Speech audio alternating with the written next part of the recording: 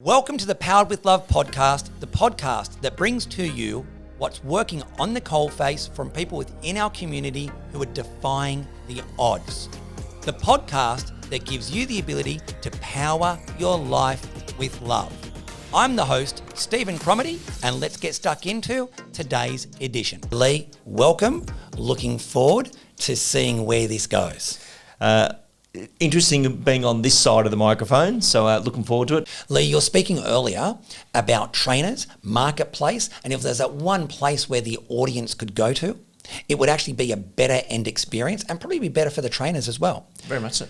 With real estate training, I think it's a little bit like those self-help books. You know, there's so many books out there, it's so noisy, just like trainers, very noisy, lots of information.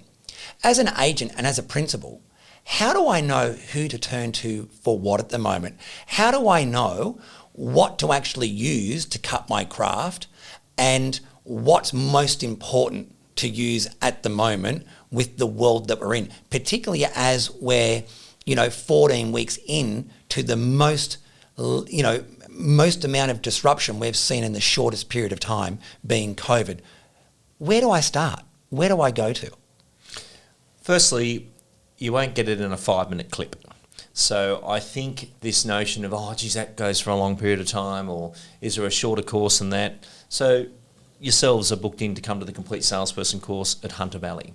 And today when I was driving up here, I could see all these bookings coming in of all these famous, incredible agents who've probably come in to do the course for the 20th time. And a lot of people think, why would someone do a course 20 times? Like, are you thick? Why do they go back? And I think what it is you've got to pick a model. So the Complete Salesperson course is a model. Find, list, communicate and sell. It's got mapping processes that show you that gap theory, but then it's got the content and the actual words and the backup in digital now, because the Complete Salesperson course digital is being recorded as we speak, meaning that's all the scenes I've been doing while locked under lights. But even doing that was amazing. I never thought I'd do the Complete Salesperson course digital.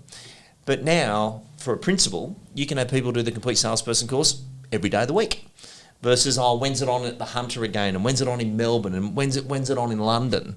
Versus, it could be done every day of the week now. So someone joining the industry needs to pick that model. And there's some fantastic real estate trainers in this country, but we come from different thinking. And there's nothing wrong with the different thinking. You've got to be aligned with that thinking. And I suppose for myself, being a practitioner who came through the ranks as I did, I could structurally see the difference. I could see where people can't see things, I'm very good visually, and I can draw that diagram or show it to someone in a spinning diagram, and they go, I can actually see it for the first time. So it was like when I wrote the book Frameworks, that was the first time a lot of people would respond back saying, I've been in this industry 10 years and it now makes sense. But I put it into horizontal and vertical management. There's only 10 milestones to the whole real estate process, but that gaining visibility moment is when people went, I could repeat that performance. I wrote Complete Data 20 years ago after reading the book The E-Myth, and it's still the software used in this company today very, very well, producing the listing opportunities that it generates for the company based upon that original model. So, we're proud of Love Realty that you've stuck to the model. You didn't go there, and I don't know where I am. You lead generation, lead conversion, client fulfillment. So what you've got to do is pick a model, pick a trainer that has blended learning. And blended learning is important. Some people want to read it, some people want to listen to it. So Real Estate Hot Topics did so well because it was the training institute for people that won't read books. You could listen to all these brilliant audios month after month and go, I'm going to pull that in. I've got, Steve's words, I've got Matt's words, I've got John's words. And you could make your own choice about what you would say based upon 5 wordsmiths using the words. And then you've got Todd. So training on demand is where we are now. And training on demand is digital training, where in your Todd book, the 6 video clips, we just did the Auction Now training system for Auction Now.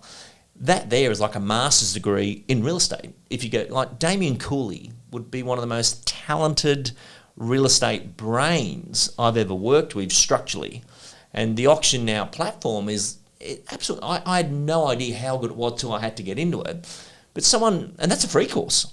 So if you go to toddbooks.com.au and click on the Auction Now course, that one's free because it's a product. Yes. But you would actually learn how to sell real estate from that one course. It talks the digital exchange of contracts because we are now in the digital agent. So sign on glass, sign on everything.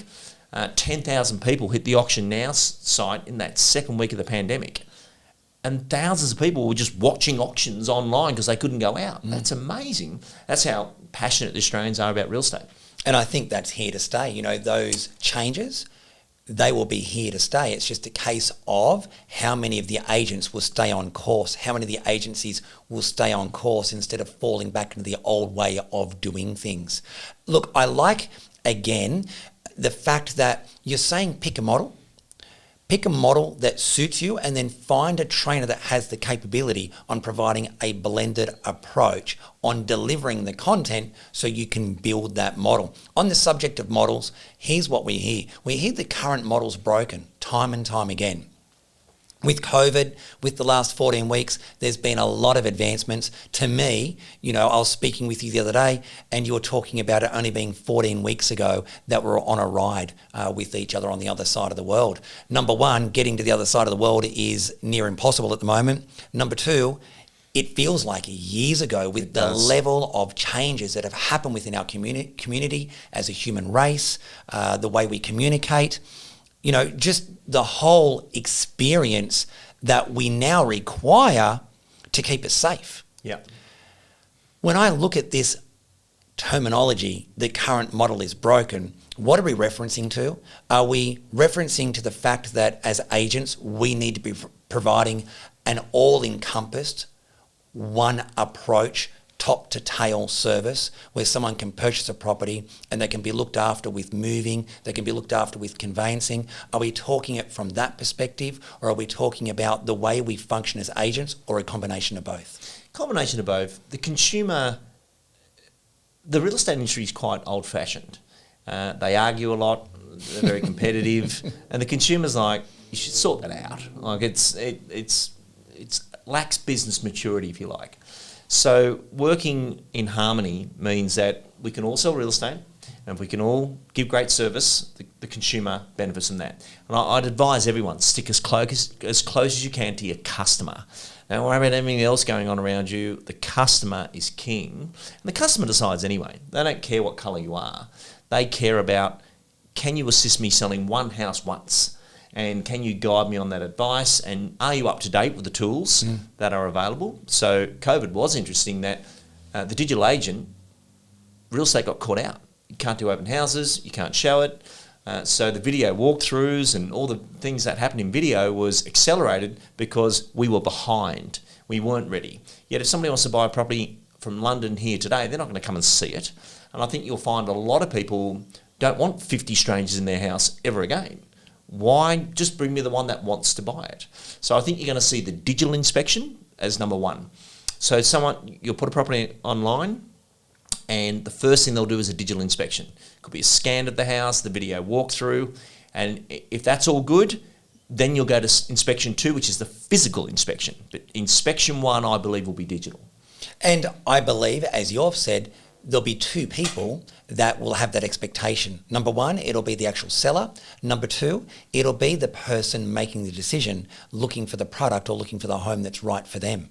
Because they've now become accustomed over the last 14 weeks on doing everything from a digital component. And like it. I know. They actually like it. The way that we're using digital pre-hand, in my belief, was the fact that it created a disconnect in society. It separated families. It segregated you from your children.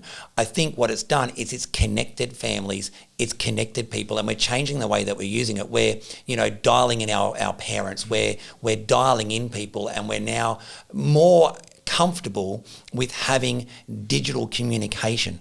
And also, in addition to that digital experience that we now expect with the products that we're purchasing, it's almost as though we want to have the full senses that we're capable of feeling as a human, and that's our expectation prior to going and looking at it, and it's now become the new norm.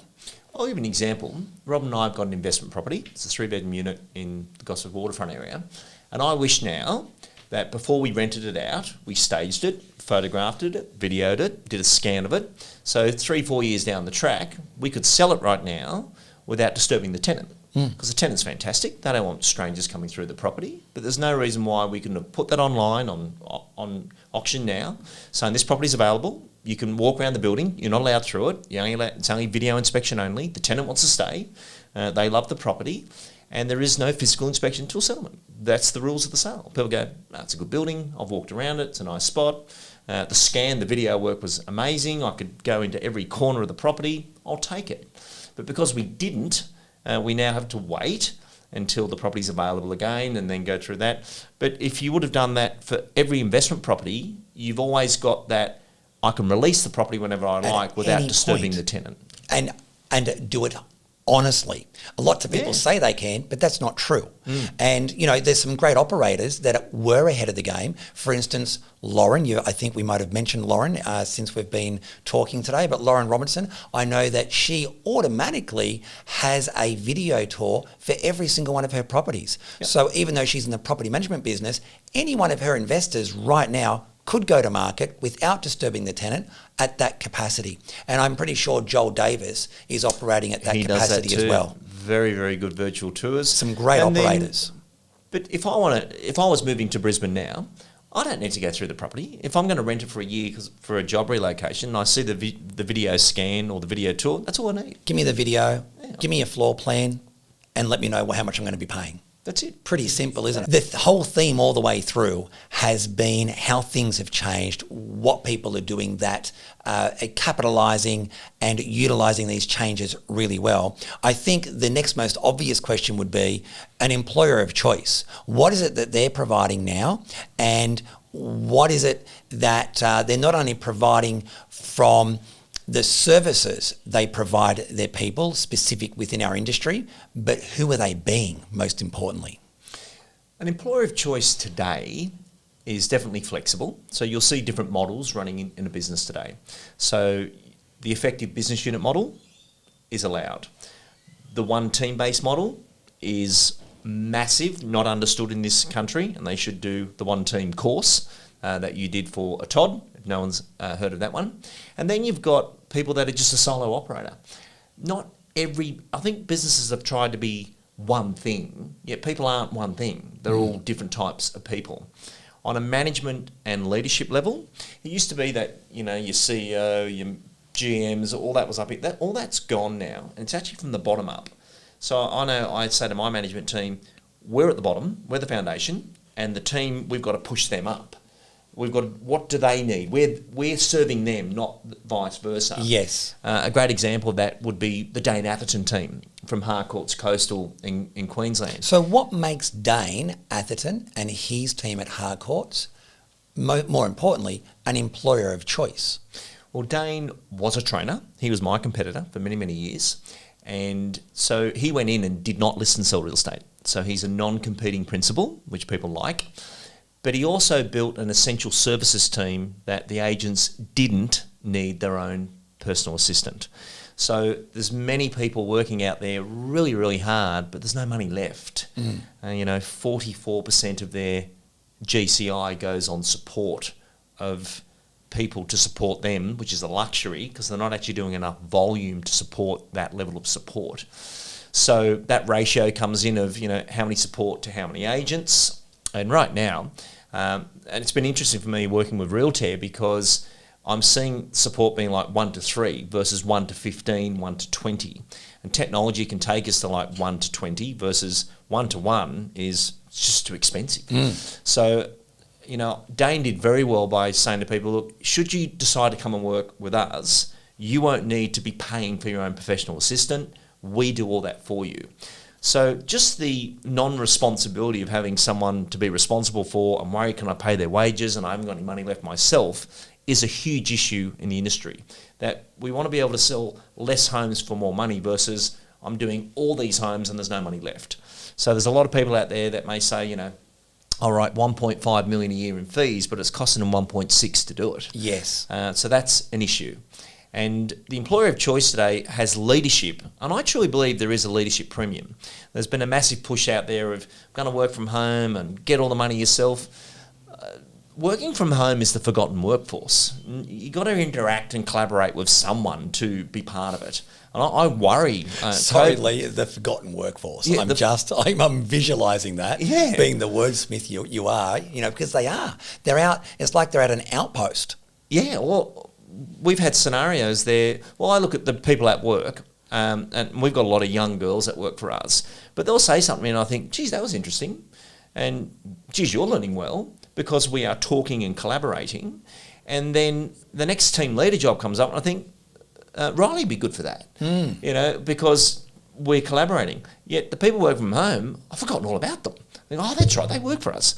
When are they zooming in again? It's a worry. I think working from home is a backup plan for what's just happened. And I think, like, I work from home in the mornings. I do 5 in the morning. I'm an early riser. But by about 7:30, 8 o'clock, I've got to get out of there. Like, I've got the most beautiful home recording studio. I love it. I'm 20 yards from greatness every morning from bed to studio. But then I want to get out of there and get up to the office where the problems are. Because work is, for everyone, what are you fixing? So if an owner wants to sell a house, we're fixing something. Why do they want to sell a house? They want to flick an investment. Let's fix it. When you come into work, Steve, and someone says, I'm trying to pay my mortgage and I need to find more listings, well, then let's fix your lead generation problem. Let's take you to the complete salesperson course. Yes. We're fixing something, then you turn up the complete salesperson course, and I'm fixing something. But if you're not fixing something, you're not providing value. So when I say stick close to the customer, I think every day. So Robin was explaining something to me on the way up here to this interview about something that had gone wrong. And I got really interested, thinking, geez, imagine if we fix that. Versus, yes, it's wrong, but that's because it's new technology. But imagine if we fix that, and the team she was speaking about were elite ninjas, like best in the country. I said, but Rob, geez, if you fix it for them, everyone else is like 10 years away from their level, you're ahead of the game. But if we're not fixing something, you're not actually required. It's like the word retirement. The word retirement actually means no longer in use. Wow. What a frightening word. And it was brought in like the 1800s to get people out of politics so they could move new people in. So if you were retired, you're no longer in use. And what do you do? Oh, I'm no longer in use.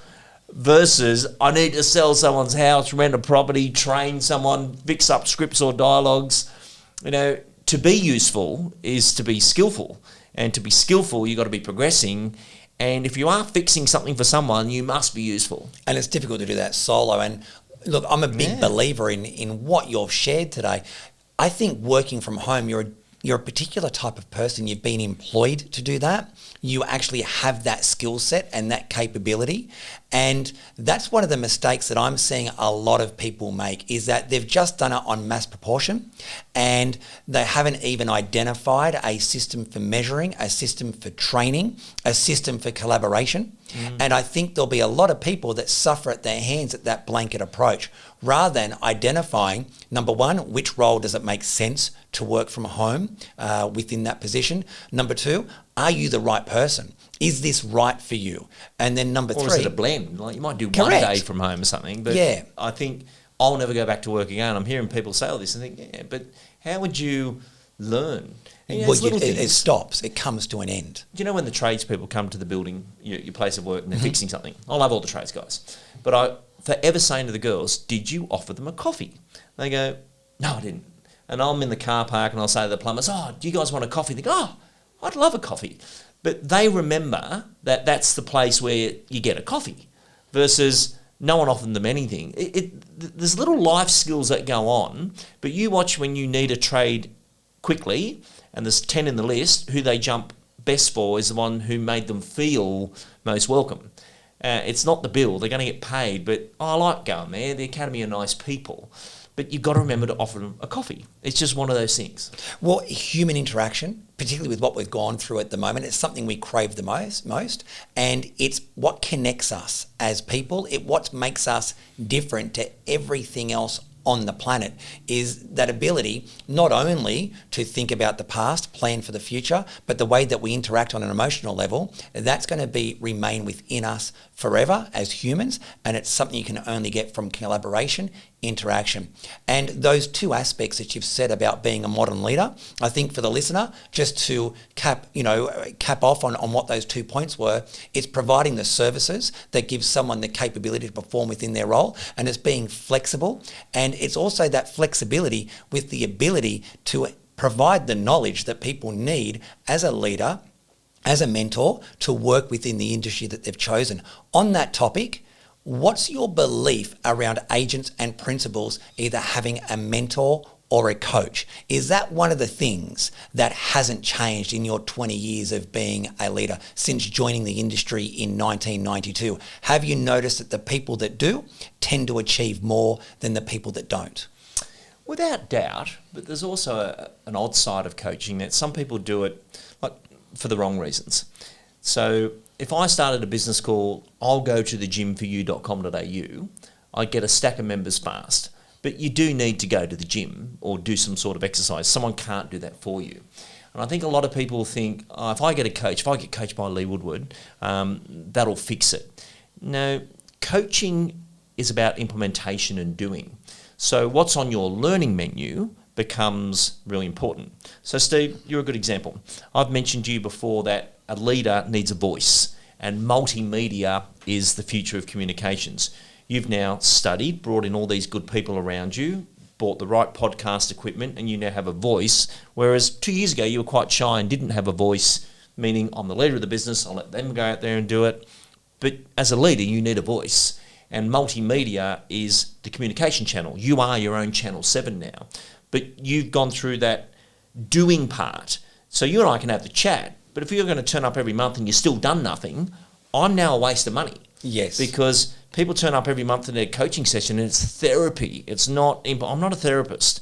I'm a person who can say, look, I think you should get into multimedia, come down to my studio, do an interview. And you remember I asked you to do the Lisa Novak interview.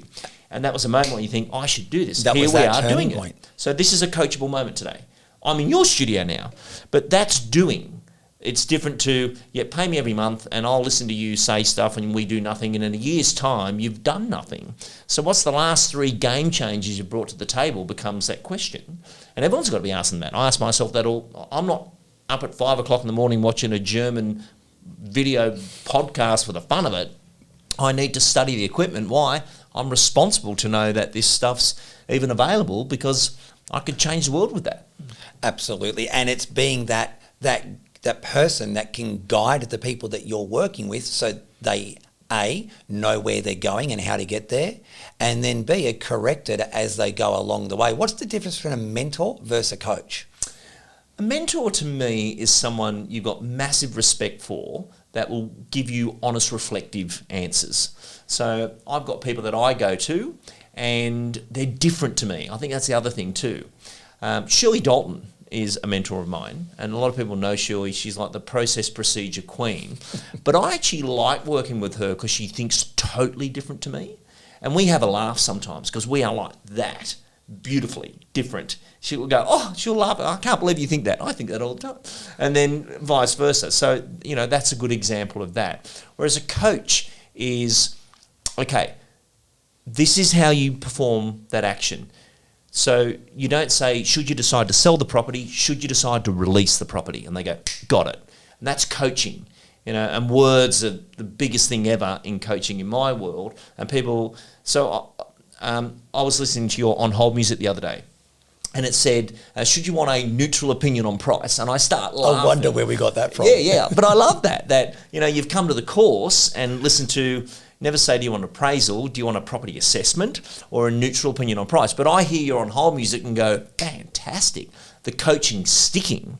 Versus everyone should have that, but everyone doesn't, because everyone gets the information, but they don't have the courage for the activation. So when I come in here today and I can hear the On Hold music, I was on your website and saw the blogs of all the real estate hot topics and stuff and think, I remember that conversation having with you, but to see it live now, coaching's worth it. And that's that difference between mentor and coaching. Fantastic. Lee, brands, franchises, independents, 20 years ago, obviously they brought to the table what wasn't accessible on the World Wide Web. They brought to the table what wasn't accessible with all the trainers roaming around the world, with everything at our fingertips. These networks, is there value in being in a network? And what is it people should be looking for within a network, given we're in 2020 versus, 20 years ago?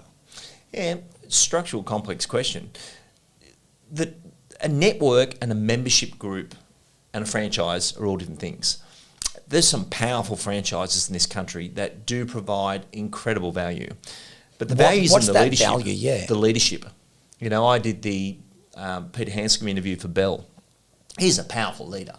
And, Hocking Stewart were purchased or acquired by Bell. And I know all the Hocking Stewart guys. I've been there for 15 years or something. They love that acquisition of this new leadership coming in and what he brings to the table. So the leader of the whole thing becomes a huge part of it. Ray Ellis from First National. I did a leadership interview with him, and they're a customer of ours, and we've worked for them for 20 years. But I love that First National get us to do all their webinar training and live training as an external member partner to them versus trying to get that level of talent internally. So the leader at the top of it becomes the question. What is the leader thinking, and where's it going to go? Whereas when you see a brand or a network that's lost its way, they've lost their interest in the learning side of it, or they're not up to date with what's going on around them. And I look back through time now, and some of the most premier big brands of all time have now become old. Not old in age, but old-fashioned, that they didn't keep up with the current relevant things that you need to. And then there's some brand new, the eView Group in Melbourne, what they brought to the Manos table. and Maria. Manos and Maria brought amazing stuff. I was working with their son last night. He's in Greece at the moment because he can't get back to Australia. I texted him this morning saying, how amazing has he turned out? You see that DNA of the family business coming through, but he was negotiating a massive thing for the group, and we were chatting about it, and I just thought, wow, look at you go. I remember you were this little kid, and here you are coming through the ranks. How old is he now? He would be, don't get upset if I get it wrong, but he'd have to be 27, something like that. But just turn into a great young executive through. But that brand's built on that family feel and touch, and they have pizza night. So I think take their group back to Greece. They do. They do. It's phenomenal. And I think there's definitely value in being part of something. I really do. And anyone who's collaborating is really, really part of something. When we do our leadership conference, one thing I love about that, and Steve, you've spoken to that a few times, is brand doesn't matter. The leader matters. We don't care which brand or colour you're from. We care about leadership. But the last leadership conference at the Hunter Valley that we did was one of the best speaker lineups we've ever had. But people come to that because they feel part of something. The complete leader is something you feel part of. So I think we all want to be part of something. I think there's definitely place for franchise networks. I think they've got to work harder than ever. They can't just think, we've got all the tools, you'll come to us. No. The research and Harcourts are another one. Harcourts do amazing work in this country. Look at what they've come from absolutely nowhere. Yeah, and I just said they've got a lot of happy members, Yeah, they do. Yeah. And I'm looking at that network grow and grow. It's been really surprising just watching that. So ultimately, it comes back to the value is in the IP of the leader. Yeah, the running the leadership organisation. Premium. When a leader's got that vision, they're excited and they're moving the group forward, everyone will follow. So, yeah, to me, I can see why CEOs of these big businesses are paid or rewarded the way they are and what they can do. And, it's like the guy who went into Ford when it was, falling apart. To pull that back together, that's skillful. There's a lot of leadership there that has to go in it. Still, one of my favourite interviews I've ever done was Tracy Fellows. When she ran realestate.com. But I interviewed her about when she ran, my interview was when she was at realestate.com, but I was interested about when she ran Australia Post. She turned Australia Post around into the biggest delivery, online service delivery. Australia Post, no one was sending mail anymore. The stamp days were over. And to turn that into an online delivery company was just amazing. Well, and to have that capability to turn, I'm going to use the word institution.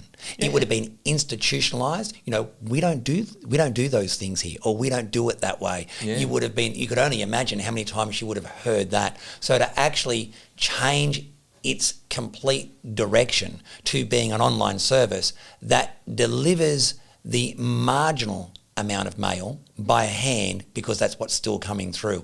You know, that's part of what they do, is not their main service. So well done to Tracy Fellows, because her leadership qualities and her capability to have the foresight to do that would have been absolutely phenomenal to get that change to happen. And she's now in New York running News Corp for the world. Like this amazing lady from Melbourne, to be, as a female brilliant leader, to be taken to New York and do what she's doing there, amazing. Like, the leadership side of it is everything. Leah, I've just had goosebumps. I'm thinking about your journey. I'm thinking about what you've experienced as an agent since 1992. I'm thinking about the people you've met, you know, just talking about Tracy Fellows, you know. Yeah. I remember many years ago on the front cover of the magazine, none other than Richard Branson. And you look at the people that you've met, you're certainly one of those people that I truly think can provide a lot of value to our industry. There's a lot more value yet to be provided by you. The insights you've shared today, if someone just grabs this information that you've shared, they have the capability of not only forging a phenomenal real estate career based on who they need to be and where their vision needs to be set, but principles alike have the same capability of dovetailing on the information that you've shared. Thank you for coming online to do this today, Lee. I appreciate you taking the time, but also on behalf of myself here at Love and the entire industry, thank you for your years of service and your contribution. Thank you very much. It was great to be here. If you like what you've heard today, remember to subscribe and rate us on iTunes. If you discovered us on YouTube, remember, hit that bell so you can be notified when these new episodes become available. Leave a comment, and we look forward to bringing you the latest material that's going to power your life with love.